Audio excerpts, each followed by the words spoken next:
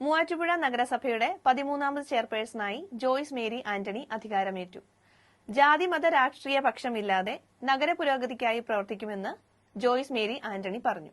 30 അംഗ ഭരണസമിതിയിൽ ജോയ്സ് മേരി ആന്റണിക്ക് 20 വോട്ടും എതിരായി മത്സരിച്ച LDFിലെ രജനി ടീച്ചർക്ക് 7 വോട്ടും ലഭിച്ചു.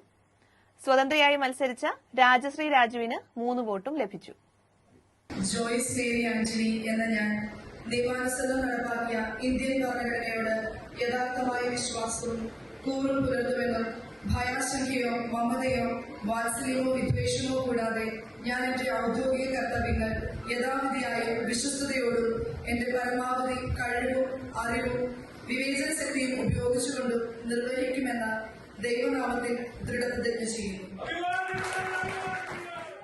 1-ാം വാർഡിൽ നിന്ന് കോൺഗ്രസ് വിമതനായി ജയിച്ച KK സുബൈർ UDFിനു അനുകൂലമായി വോട്ട് ചെയ്തു.